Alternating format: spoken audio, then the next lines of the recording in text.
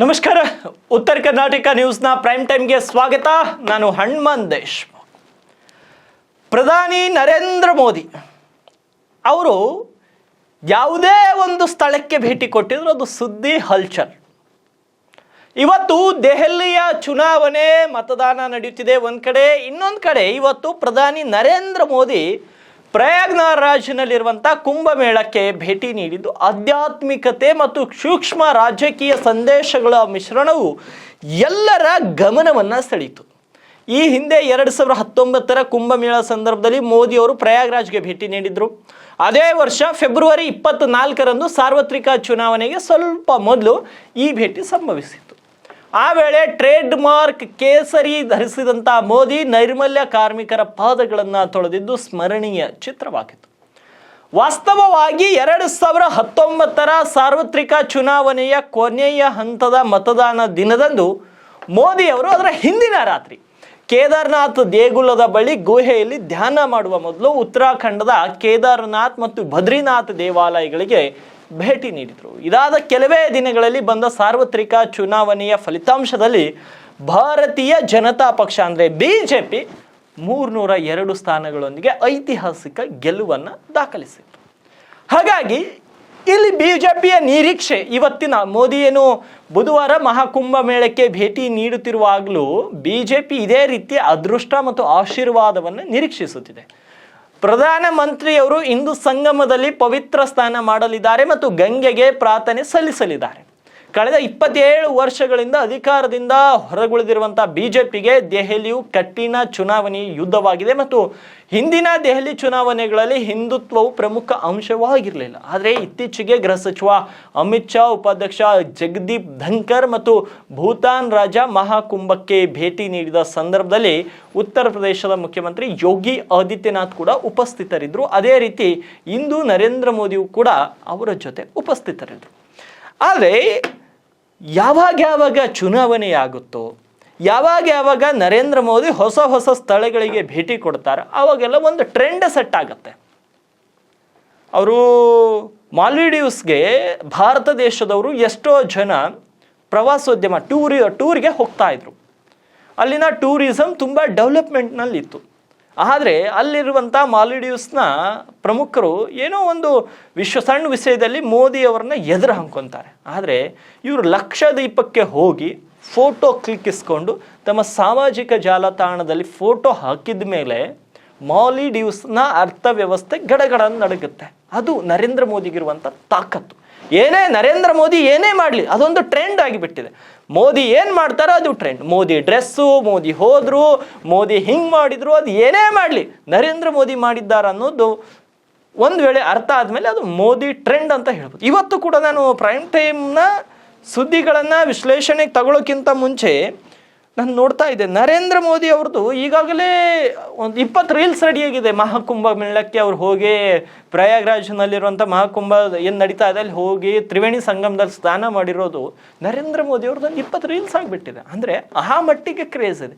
ಹಾಗಾಗಿ ಚುನಾವಣೆ ವೇಳೆಯಲ್ಲಿ ಮತ್ತು ವಿಶೇಷವಾಗಿ ಎಲ್ಲೆಲ್ಲಿ ಚುನಾವಣೆ ನಡೀತೋ ಅವತ್ತಿನ ದಿನ ನರೇಂದ್ರ ಮೋದಿ ಕೆಲವೊಂದು ದೇವಸ್ಥಾನಗಳಿಗೆ ಭೇಟಿ ಕೊಡೋದು ಅದು ಬೈ ಡಿಫಾಲ್ಟಾಗಿ ಹೋಗಿರ್ತಾರೋ ಅಥವಾ ಬೇಕಂತ ಹೋಗಿರ್ತಾರೋ ಅದು ಗೊತ್ತಿಲ್ಲ, ಆದರೆ ಹೋಗಿರ್ತಾರೆ. ಅವುಗಳು ಕೂಡ ಸಾಕಷ್ಟು ಚರ್ಚೆ ಆಗುತ್ತೆ. ಈಗ ನಾನು ಒಂದೊಂದಾಗಿ ಹೇಳ್ತಾ ಹೋಗ್ತೀನಿ. 2024 ಸಾರ್ವತ್ರಿಕ ಚುನಾವಣೆಯ ಪ್ರಚಾರ ಮುಗಿದ ನಂತರ ಮೇ 30, 2024 ಕನ್ಯಾಕುಮಾರಿಯಲ್ಲಿರುವಂಥ ವಿವೇಕಾನಂದ ಸ್ಮಾರಕದಲ್ಲಿ ಜೂನ್ 1 ಕೊನೆಯ ಹಂತದ ಮತದಾನಕ್ಕೆ ಮುಂಚೆ ಪ್ರಧಾನಿ 45 ಗಂಟೆಗಳ ಕಾಲ ಮೌನವಾಗಿ ಧ್ಯಾನ ಮಾಡಿದರು. ಕರ್ನಾಟಕ ಚುನಾವಣೆಯಲ್ಲಿ ದೇವಸ್ಥಾನ 2018 ಕರ್ನಾಟಕದಲ್ಲಿ ಆ ವರ್ಷ ನಡೆದಂಥ ರಾಜ್ಯ ಚುನಾವಣೆಯಲ್ಲಿ ಮತ ಚಲನೆವಾದ ದಿನದಂದು ಮೋದಿ ಅವರು ಕಾಠ್ಮಂಡುವಿನ ಪ್ರಸಿದ್ಧಿ ಪಶುಪತಿನಾಥ ಮತ್ತು ಮುಕ್ತಿನಾರಾಯಣ ದೇವಾಲಯಗಳಿಗೆ ಭೇಟಿ ನೀಡಿದರು. ಆ ಚುನಾವಣೆಯಲ್ಲಿ BJP ಏಕೈಕ ದೊಡ್ಡ ಪಕ್ಷವಾಗಿ ಹೊರಹೊಮ್ಮಿತ್ತು. 2019 ಮೋದಿಯವರು ಕೇದಾರ್ನಾಥ್ ಭೇಟಿಯ ಸಂದರ್ಭದಲ್ಲಿ ಮಾಡಿದ್ದಂತೆ ಅವರ ಭೇಟಿಯನ್ನು ಕಾಂಗ್ರೆಸ್ ಅಪೇಕ್ಷಿಸಿತ್ತು. ಆದರೆ ಪ್ರಧಾನಿ ಅವರ ಕೇದಾರ್ನಾಥ್ ಭೇಟಿಗೆ ಭಾರತೀಯ ಚುನಾವಣಾ ಆಯೋಗವು ಗ್ರೀನ್ ಸಿಗ್ನಲ್ ನೀಡಿ ಇದು ಮಾದರಿ ನೀತಿ ಸಂಹಿತೆಯನ್ನು ಉಲ್ಲಂಘಿಸಲ್ಲ ಅಂತ ಹೇಳಿತ್ತು. ಆದರೆ ಮೋದಿ ಬುಧವಾರ ಅಂದರೆ ಇಂದು ಕುಂಭಮೇಳದಲ್ಲಿ ಕೇವಲ 1-2 ಗಂಟೆಗಳ ಕಾಲ ಕಳೆಯುತ್ತಾರೆ. ಆದರೆ ಮತದಾನದ ದಿನ ಇದರ ಪರಿಣಾಮ ಹೆಚ್ಚು ಕಾಲ ಇರಲಿದೆ ಅಂತ BJP ಭಾವಿಸುತ್ತದೆ. ಆದರೆ ಇದನ್ನು ಪ್ರತಿಪಕ್ಷಗಳು ಇಷ್ಟಪಡುವುದಿಲ್ಲ. ಆದರೆ ನರೇಂದ್ರ ಮೋದಿ ಅವರು ಏನು ಮಾಡ್ತಾರೆ ಅದು ಮಾತ್ರ ಟ್ರೆಂಡ್ ಸೆಟ್ ಆಗೋದ್ರಲ್ಲಿ ಬೇರೆ ಮಾತೇ ಇಲ್ಲ ಅನ್ನೋದು ಕೆಲವರ ಮಾತು. ಇನ್ನು ಕೆಲವರು ಹೇಳ್ತಾರೆ, ಈಗ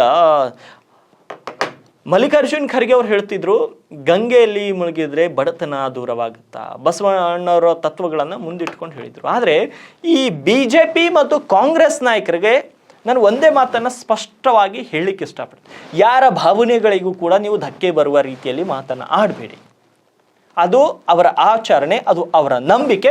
ಅವರ ನಂಬಿಕೆ ಆಚರಣೆಗೆ ಬದ್ಧರಾಗಿ ಅವರ ಆಚರಣೆಗಳನ್ನು ಮಾಡ್ಕೊತಾರೆ. ಇವತ್ತು ಮಲ್ಲಿಕಾರ್ಜುನ್ ಖರ್ಗೆ ಗಂಗೆಯಲ್ಲಿ ಮುಳುಗಿದ್ರೆ ಬಡತನ ದೂರ ಆಗುತ್ತಾ ಅಂತ ಹೇಳ್ತಾರೆ. ಕಾಂಗ್ರೆಸ್ನ ಎಷ್ಟೋ ನಾಯಕರು I will openly challenge Mallikarjun Kharge G, ಕಾಂಗ್ರೆಸ್ನ ಘಟಾನುಘಟಿ ನಾಯಕರೇ ಹೋಗಿ ಕುಂಭಮೇಳದಲ್ಲಿ ಮಿಂದೆದ್ದು, ಕುಂಭಮೇಳಕ್ಕೆ ಹೋಗಿ ತ್ರಿವೇಣಿ ಸಂಗಮದಲ್ಲಿ ಮಿಂದೆದ್ದು ತಮ್ಮ ಭಕ್ತಿ ಭಾವನೆಯನ್ನು ಹೊರಗೆ ಹಾಕ್ಕೊಂಡಿದ್ದಾರೆ. ನಾನು ಚಾಲೆಂಜ್ ಮಾಡಿ ಹೇಳ್ತೀನಿ, ಲೀಡರ್ಗಳ ಹೆಸರನ್ನ ಲಿಸ್ಟ್ ಆಗಿ ಕೊಡ್ತೀನಿ ಮಲ್ಲಿಕಾರ್ಜುನ್ ಖರ್ಗೆ ಅವರಿಗೆ. ಅಂದರೆ ಅದು ಅವರ ನಂಬಿಕೆ. ಬಸವಣ್ಣನವರು ಒಂದು ಮಾತು ಹೇಳಿದರು, ಈ ಆಡಂಬರದ ಆಚರಣೆಗಳು, ಆಡಂಬರದ ಮೂಢನಂಬಿಕೆಗಳು, ಈ ಆಡಂಬರದ ಆಚರಣೆ, ಮೂಢನಂಬಿಕೆ ಮತ್ತು ವೈದಿಕ ಧರ್ಮದ ವಿರುದ್ಧವಾಗಿ ವೈದಿಕವಾಗಿ ವೈಚಾರಿಕತೆಯಿಂದ ಇಲ್ಲದಂತಹ ಕೆಲವು ಆಚರಣೆಗಳಿಗೆ ಬಸವಣ್ಣ ಹೇಳ್ತಾರೆ, ಕಲ್ಲು ದೇವರು ದೇವರಲ್ಲ, ಮಣ್ಣು ದೇವರು ದೇವರಲ್ಲ, ಮರ ದೇವರು ದೇವರಲ್ಲ, ಪಂಚಲೋಹದಲ್ಲಿ ಮಾಡಿದ ದೇವರು ದೇವರಲ್ಲ, ಸೇತು ಬಂದು ರಾಮೇಶ್ವರ, ಕಾಶಿ, ಗೋಕರ್ಣ, ಕೇದಾರ ಮೊದಲಾದ ಪುಣ್ಯ ತೀರ್ಥ ಕ್ಷೇತ್ರಗಳಲ್ಲಿನ ದೇವರು ದೇವರಲ್ಲ, ತನ್ನಂತ ನೆರೆದು ತಿಳಿದಡೆ ತಾನೇ ದೇವನೋಡ ಅಪ್ರಮಾಣ ಕೂಡಲ ಸಂಗಮ ದೇವ ಅಂತ ಹೇಳ್ತಾರೆ. ಬಸವಣ್ಣವ್ರು ಎಷ್ಟು ಅದ್ಭುತವಾಗಿ ಹೇಳಿದ್ರಂದ್ರೆ, ದೇವರನ್ನ ನಾವು ಅಲ್ಲಿ ಕಾಣ್ತೀವಂತ ಅಲ್ಲ, ತನ್ನಂತಾನು ಅರ್ಥ ನಡೆದೋಣೆ ದೇವನೋಡ ಅಂತ ಹೇಳಿದ್ರು ಬಸವಣ್ಣನವರು. ಅಂದರೆ ನಾನು ಕುಂಭಮೇಳದಲ್ಲಿ ಹೋಗಿ ಮಿಂದಿದ್ರೆ ಪಾಪ ಪರಿಹಾರ ಆಗುತ್ತೆ, ಇನ್ನು ಗಂಗೆಯಲ್ಲಿ ಮಿಂದಿದ್ರೆ ಪಾಪ ಪರಿಹಾರ ಆಗುತ್ತೆ. ನೀನು ಪಾಪ ಮಾಡಿದ ಮೇಲೆ ನೀನು ಗಂಗೆಯಲ್ಲಿ ಮಿಂದಿದ್ರೂ ಕೂಡ ಪಾಪ ಪರಿಹಾರ ಆಗಲ್ಲ, ಯಮುನಾ ನದಿಯಲ್ಲಿ ಕೂಡ ಮಿಂದಿದ್ರೂ ಪಾಪ ಪರಿಹಾರ ಆಗಲ್ಲ. ನೀನು ಒಳ್ಳೆಯ ಕಾಯಕವನ್ನು ಮಾಡಿಕೊಂಡು ಒಳ್ಳೆಯದ ಧರ್ಮದ ಮಾರ್ಗದಲ್ಲಿ ನಡೆದು ನಿಮ್ಮ ಮನೆಯಲ್ಲಿರುವಂತಹ ಕೇವಲ ಒಂದು ಸ್ವಿಮ್ಮಿಂಗ್ ಪೂಲಲ್ಲಿ ನೀನು ಮಿಂದೆದ್ರೂ ಕೂಡ ನಿನ್ನ ಪಾಪ ಪರಿಹಾರ ಆಗುತ್ತೆ. ಮಾಡೋದೆಲ್ಲ ಮಾಡಿ ಶಿವನ ಮೇಲೆ ಭಾರ ಹೊತ್ಕೊಂಡು ಕುಂಭಮೇಳದಲ್ಲಿ ಹೋದರೆ ಯಾರ ಪಾಪನೂ ಪರಿಹಾರ ಆಗಲ್ಲ. ನಿಮ್ಮ ನಡತೆ, ನಿಮ್ಮ ಕಾಯಕ ದೃಷ್ಟಿ, ನಿಮ್ಮ ಧರ್ಮದ ಮಾರ್ಗದಲ್ಲಿ ನೀವು ನಡೆದ್ರೆ ಎಲ್ಲವೂ ಆಗುತ್ತೆ. ಕೆಲವು ಇನ್ನೂ ಬಸವಣ್ಣನವರು ಇನ್ನೂ ಸಾಕಷ್ಟು ಕಠೋರವಾಗಿ ಹೇಳ್ತಾರೆ, ನೀರು ಕಂಡಲ್ಲಿ ಮುಳುಗುವರಯ್ಯ, ಮರವ ಕಂಡಲ್ಲಿ ಸುತ್ತುವರಯ್ಯ, ಬತ್ತುವ ಜಲವ ಒಣಗುವ ಮರವ ಮೆಚ್ಚಿದವರು ನಿಮ್ಮನ್ನೆತ್ತ ಬಲ್ಲವರು ಕೂಡಲ ಸಂಗಮ ದೇವ ಅಂತ ಹೇಳಿದರು. ಅಂದರೆ ಇವತ್ತು ಸಂಸ್ಕೃತಿ ಹೆಂಗಾಗಿದೆ, ವೈಚಾರಿಕತೆ ಮನೋಭಾವನೆ ಇಲ್ಲ ಅನೇಕರಲ್ಲಿ.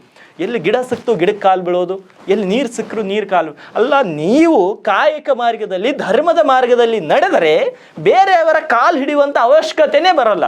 ಭಗವದ್ಗೀತೆಯಲ್ಲಿ ಕೂಡ ಅದೇ ಇದೆ, ನಮ್ಮ ವಚನಗಳಲ್ಲಿಯೂ ಕೂಡ ಅದೇ ಇದೆ. ಯಾರ ಆಚರಣೆಗಳಿಗೆ ಇಲ್ಲಿ ನಾವು ನೋವುಂಟು ಮಾಡುವಂಥ ನಾನು ಹೇಳ್ತಾ ಇಲ್ಲ. ಆದರೆ ಎಲ್ಲರೂ ಹೇಳುವುದು ಒಂದೇ, ನಿನ್ನ ಮಾರ್ಗ, ನಿನ್ನ ಕರ್ಮ, ನೀನು ಧರ್ಮದ ಮಾರ್ಗದಲ್ಲಿ ನಿನ್ನ ಕರ್ಮವನ್ನು ಒಳ್ಳೆಯದಾಗಿ ಮಾಡಿದರೆ ಎಲ್ಲವೂ ಒಳ್ಳೆ. ಆಚಾರವೇ ಸ್ವರ್ಗ, ಅನಾಚಾರವೇ ನರಕ ಅಂತ ಹೇಳ್ತಾರೆ. ನಮ್ಮ ಆಚರಣೆ ಹೆಂಗಿರುತ್ತೆ ಅದೇ ಸ್ವರ್ಗ, ನಾವು ಸರಿಯಾಗಿ ನಡ್ಕೊಂಡಿಲ್ಲ ಅಂದ್ರೆ ಅದೇ ನರಕ. ಹಾಗಾಗಿ ಭಗವದ್ಗೀತೆ, ವಚನಗಳು, ಅನೇಕ ಹಿರಿಯರು ಎಲ್ಲರೂ ಹೇಳಿದ್ದು ಒಂದೇ, ನೀವು ಅಲ್ಲಿ ಹೋಗಿ ಮಿಂದೆದ್ರೆ ನಿಮ್ಮ ಪಾಪ ಪರಿಹಾರ ಆಗಲ್ಲ, ನಿಮ್ಮ ನಡತೆ ಒಳ್ಳೆಯದಿದ್ರೆ ನಿಮ್ಮ ಪಾಪಗಳ ಪರಿಹಾರ ಆಗುತ್ತಂತ.